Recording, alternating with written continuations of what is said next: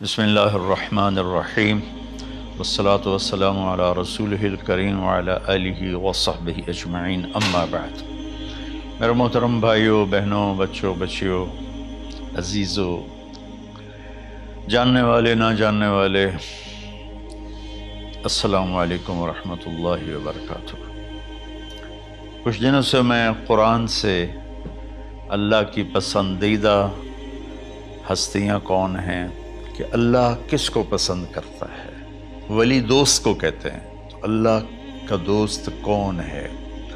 وہ یہ کوئی وراثتی چیز نہیں ہے کہ بڑے اولیاء اللہ تھے تو اب ان کا بیٹا بھی انہی جیسا ہوگا۔ ہمارے یہاں وراثت چلتی ہے کہ بڑے بزرگ کا بیٹا بھی بزرگ بن جاتا ہے، چاہے وہ کلین شیو ہو، وہ لوگ اس کے پاؤں چوم رہے ہوتے ہیں، جہالت ہے۔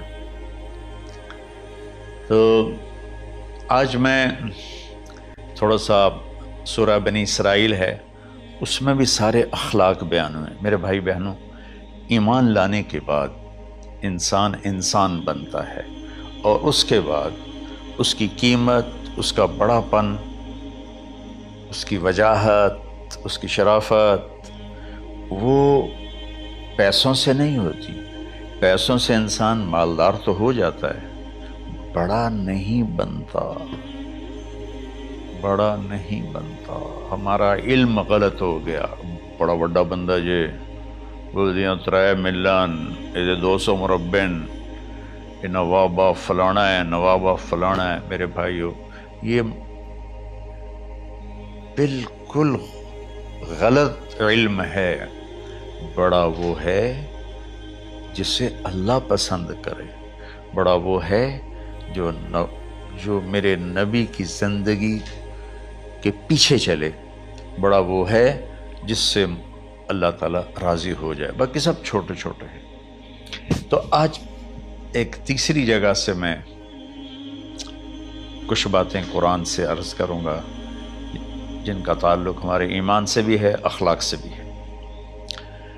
وہ ہے بسم اللہ الرحمن الرحیم، وَقَضَىٰ رَبُّكَ أَلَّا تَعْبُدُوا إِلَّا إِيَّاهُ بِالْوَالِدَيْنِ إِحْسَانًا إِمَّا يَبْلُغَنَّ عِندَكَ الْكِبَرَ أَحَدُهُمَا أَوْ كِلَاهُمَا فَلَا تَقُل لَّهُمَا أُفٍّ وَلَا تَنْهَرْهُمَا وَقُل لَّهُمَا قَوْلًا كَرِيمًا وَاخْفِضْ لَهُمَا جَنَاحَ الذُّلِّ مِنَ الرَّحْمَةِ وَقُل رَّبِّ ارْحَمْهُمَا كَمَا رَبَّيَانِي صَغِيرًا۔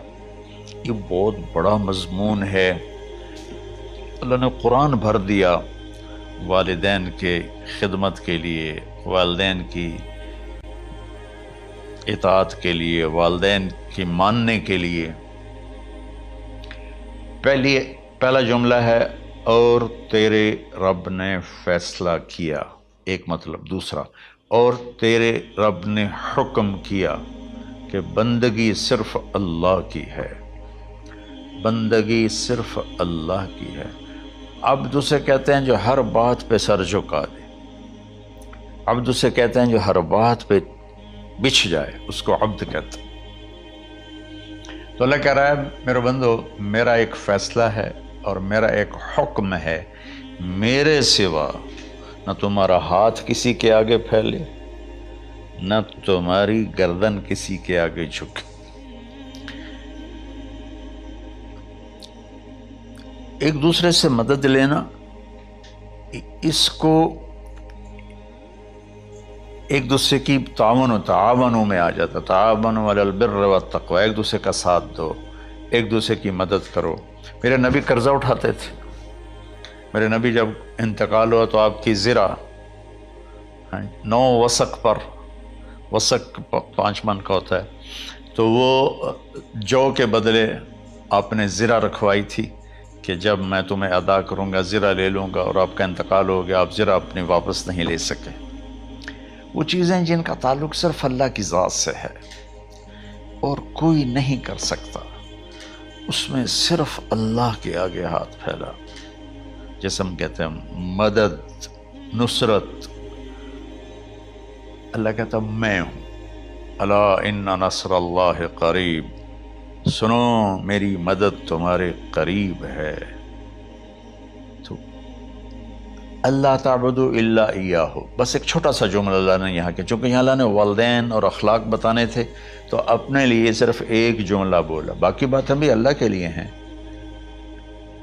لیکن اللہ نے میری بندگی، اس بندگی سے مراد 5 وقت کی نماز نہیں ہے، حج، روزہ، زکوٰۃ نہیں ہے اس کی مراد، یہ ساری باتیں داخل ہیں، اور اس کے ساتھ 24 گھنٹے کی زندگی اللہ کی مرضی پر گزارو، نفع آئے تو شکر ادا کرو، نقصان ہو تو صبر کرو، برداشت کرو، پھر بھی شکر ادا کرو، کہ میرا رب یہ کہہ رہا ہے کہ میں نے صرف اللہ سے تعلق جوڑنا ہے۔ اللہ کے نبی نے اپنے چچا زاد بھائی عبداللہ بن عباس سے فرمایا کہ یا غلام، اے نوجوان، اوصیک بکلمات فاحفظہ، میں تمہیں چند باتوں کی وصیت کرتا ہوں، کیا؟ احفظ اللہ، احفظ اللہ یحفظک اللہ، یحفظک اللہ، اللہ کے اوامر کی حفاظت کر، اللہ تیری حفاظت کرے گا۔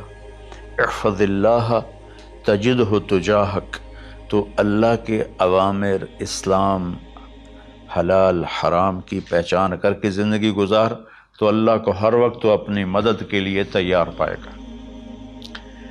اور لمبی حدیث ہے، عشاء کی نماز کا وقت ہو رہا ہے، اس میں وہ جملہ جو اس میرے مضمون سے متعلق ہے، وَإِذَا سَأَلْتَ فَاسْأَلِ اللَّهِ، جب بھی مانگو اللہ سے مانگو، جب بھی مانگو اللہ سے مانگو، اللہ کے سوا کوئی دینے والا نہیں ہے، صرف اللہ ہے دینے کے لیے۔ وَإِذَا اسْتَعَنْتَ فَاسْتَعِنْ بِاللَّهِ، اور جب مدد کے لیے ہاتھ اٹھاؤ تو صرف اللہ کو پکارو، جب ضرورت حاجت کے لیے، مدد کے لیے ہاتھ اٹھاؤ تو اپنے اللہ کو پکارو۔ تو یہ حدیث کی بات بھی ہے اور یہ قرآن کی بات بھی ہے۔ اس کے بعد آگے اللہ کہتا ہے وَبِالْوَالِدَيْنِ إِحْسَانًا، اور اپنے والدین کے ساتھ احسان کرو۔ احسان کا کیا مطلب ہے؟ اللہ آگے اسی کی تشریح کر رہا ہے۔ ویسے احسان کا مطلب عربی میں ہوتا ہے، یہ جو ہمارا اردو کا احسان ہے، میں تیرے تو احسان کیتا تو ہوں میں نالے کی کر رہے ہیں، یہ بھی مطلب ہے، لیکن احسان کا اصل مطلب ہوتا ہے، احسان حسن سے ہے، حسن، حسن سے الف، 2 الف ملے اور احسان بن گیا۔ احسان کا مطلب ہوتا ہے کسی بھی کام کو جو دنیا کا ہے، دین کا ہے، اسے انتہائی خوبصورت طریقے سے کرنا۔ جیسے کسی دلہن کا میک اپ ہوتا ہے نا، تو 5-6 گھنٹے 4 گھنٹے کے بعد وہ کہتی ہے، جو ہوتی ہے اس کا میک اپ کرنے والی، کہ جی بس یہ مکمل ہو گیا ہے اور اب اس سے آگے نہیں ہے۔ تو آخری اچھائی کی آخری انتہا پر پہنچ کے کام کرنے کو احسان کہتے ہیں۔ تو میرا اللہ کہہ رہا ہے میرے بندو، اپنے والدین کے ساتھ وہ کرو کہ جو بھلائی کی، خدمت کی، ماننے کی آخری حد ہے۔ سبحان اللہ۔ وبالوالدین احسان، بالوالدین پہلے ہے، احسان بعد میں ہے۔ اللہ تعالیٰ نے باقی سب کو پیچھے کر کے فرمایا کہ دیکھو خاص طور پہ ماں باپ کے ساتھ وہ رویہ کرو کہ ان کے دل سے دعائیں نکلیں۔ چند دن پہلے ایک والد یوں ہاتھ اٹھا کے کہہ رہا تھا اپنے بیٹے، اکلوتا بیٹا، میں منگنا اللہ کو لو، اللہ تینوں چاہ لوے۔ باپ بیٹے کے لیے یہ دعا مانگ رہا تھا اور بیٹا اکیلا ہے، یہ بد دعا باپ کر رہا تھا۔ تو بھائیو، ایسی اولاد نہ بنو جس ماں نے پیٹ میں 9 مہینے اٹھایا، پھر جننے کی تکلیف برداشت کی۔ ایک شخص آیا حضرت عبید بن عمیر کے پاس کہ حضرت میں نے ماں کو اپنے کندھے پہ بٹھا کے پیدل حج کرایا ہے، مینا لے گیا، عرفات لے گیا، مزدلفہ، پھر مینا، پھر مکہ، تو کیا میں نے ماں کا حق ادا کر دیا؟ میں نے فرمایا ولا تلقۃ واحدہ، بیٹا ابھی ایک تلقہ کا حق بھی ادا نہیں ہو۔ تلقہ کسے کہتے ہیں؟ جب بچہ پیدا ہونے کا وقت آتا ہے تو ماں کو دردوں کی لہریں اٹھتی ہیں، وہ اتنی خوفناک ہوتی ہیں کہ ماں چیخ چیخ کے رہ جاتی ہے، اور بعض اوقات ڈیلیوری لیٹ ہو جاتی ہے تو وہ تڑپتی ہے، روتی ہے۔ وہ جو لہریں ہیں نا، پیٹ میں آتی ہیں جاتی ہیں، آتی ہیں جاتی ہیں، ایک لہر جو درد کی اٹھتی ہے اس کو کہتے ہیں طلقہ۔ میں قربان جاؤں، انہوں نے فرمایا بیٹا ابھی تیری ماں نے جو تجھے جنا تھا، اس وقت جو تجھے درد، وہ تیری ماں نے درد کی لہریں برداشت کی تھی، اس میں سے ایک لہر کا بھی حق ادا نہیں ہوا، یعنی کہ حق ادا ہو ہی نہیں سکتا۔ یہ مطلب کہ حق ادا ہو ہی نہیں سکتا، کہ بیٹا ابھی ایک کا بھی نہیں۔ پھر حضرت عبداللہ بن عمر سے ایک شخص نے پوچھا کہ اچھا یہ جو آدمی تھا یہ خراسان، یہ ایران میں ہے اور افغانستان میں، یہاں سے ماں کو پیدل کندھے پہ بٹھا کے مکے پہنچا تھا، اندازہ لگا اس نے کتنی مشقت اٹھائی۔ اور عبید اللہ بن عمیر کہتے ہیں بیٹا ابھی ایک لہر کا حق ادا نہیں ہوا۔ یہی سوال حضرت عبداللہ بن عمر سے کیا ایک شخص نے کہ حضرت میں نے اپنی ماں کو حج کرایا ہے، سارا میں نے پیدل کرایا ہے اور کندھے پہ اٹھا کے کرایا ہے، تو کیا میں نے ماں کا حق ادا کر دیا؟ ولا ظفرۃ واحدہ ولا ظفرۃ واحدہ۔ کہ بیٹا تیری ماں نے تجھے پالتے ہوئے جو تھک تھک کے لمبے لمبے سانس لیے، ہوکے بھرے، ابھی ایک ہوکے کا حق بھی ادا نہیں ہوا، یعنی حق ادا ہو ہی نہیں سکتا۔ تو احسان کے آگے تشریح آ رہی ہے۔ تو آج میں صرف اتنی بات کروں گا کہ میرے بھائیوں، میری بہنوں، میرے بچوں، میری بچیوں، اللہ کے واسطے ماں باپ کو دکھ نہ دینا، ورنہ اللہ بھی ناراض ہو جائے گا۔ چند دن پہلے ایک بچہ بچی میرے پاس آئے، دونوں میڈیکل اسٹوڈنٹ تھے، کہنے کہ ہم شادی کرنا چاہتے ہیں۔ تو بچی نے کہا جی میرے والدین ناراض ہیں، وہ نہیں، اس رشتے پر راضی نہیں ہیں۔ تو میرے باپ کہتے ہیں اگر تو نے یہاں رشتہ کیا تو تیری میری ایک درمیان ایک خط آئے، کھچ جائے گا خلیج، ہم اس پار نہیں آئیں گے تو اس پار نہیں آئے گی۔ میں نے کہا بیٹی جس ماں نے تجھے 9 مہینے پیٹ میں پالا، 2 سال تجھے دودھ پلایا، تیری پوٹیاں پیشاب صاف کیا، تجھے پیمپر باندھے، تجھے اٹھ اٹھ کے راتوں کو اپنی چھاتی سے دودھ پلایا، کیا اب اس کا اتنا بھی حق نہیں کہ تم اس کی رائے کا احترام کرو؟ اتنا بھی حق نہیں ہے؟ تو میں نے کہا بیٹا میری کوئی رائے نہیں ہے، تو اگر تیرے ماں باپ راضی ہیں تو بسم اللہ ضرور کر، اگر راضی نہیں ہیں تو دیکھو موت تک تجھے ماں باپ کی دعا نہیں ملے گی، اور ماں باپ کی دعا نہ ملی تو کچھ بھی نہیں ملے گا۔ تو بھائیو دوستو، خاص طور پر آج کے کالج کے نوجوان بچے بچیاں یہ ماں باپ کے ساتھ بہت بدتمیزی کرتے ہیں، چونکہ اس میں والدین کا پہلا قصور ہے کہ انہوں نے ان کو دین نہیں سکھایا۔ بچپن میں انگلش میڈیم سکول، پھر او لیول، پھر اے لیول، تو انہیں کیا پتہ ماں کون ہے باپ کون ہے۔ ایک پرانی بات ہے، ایک شخص اپنے بیٹے کو لے کر آیا کہ یہ میرا بچہ ہے اور یہ فلاں جگہ شادی کرنا چاہتا ہے، اور ہم میں سے کسی کی رائے نہیں ہے، اور یہ مانتا نہیں ہے، اور اس کے ساتھ اس نے نا دھاڑے مار کے رونا شروع کیا۔ تو میں نے بچے کو دیکھا تو یوں کر کے بیٹھا تھا، اس کا باپ رو رہا ہے، ہچ کیوں تو ایسے بیٹھا ہو۔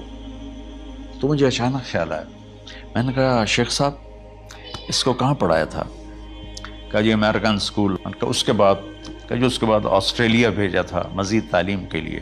ان کے شیخ صاحب اس بچے کا کوئی قصور نہیں، آپ کا قصور ہے، اس کو تو پتہ ہی نہیں میری ماں کیا ہے، میرا باپ کیا ہے۔ ایک ہماری تہذیب تھی وہ ختم ہو گئی ہے، اس میں علم نہیں بھی تھا تو ماں باپ کے۔ میں نے اپنی آنکھوں سے دیکھا، میں نے اپنے دادا کو دیکھا لیکن میں یاد نہیں، لیکن جو میرے دادا کے چھوٹے بھائی تھے ان کو میں سنبھلتا ہوں، ان کو میں نے دیکھا ہے، 3ری 4تھی جماعت تک میں تھا، 61 میں ان کا انتقال ہوا، میری 9 سال عمر تھی، تو 8 سال۔ ان کے بیٹے جوان تھے، اور ڈیرے میں جب وہ بیٹھتے تھے تو ان کے بچے ان کے سامنے نہیں بیٹھتے تھے، ان کی پیٹھ کے پیچھے بیٹھتے تھے۔ اتنا ادب، حالانکہ چاروں کے چاروں دین نہیں جانتے تھے، تہذیب تھی، ثقافت تھی، جو آج کی تہذیب نے ہم سے سب کچھ چھین لی۔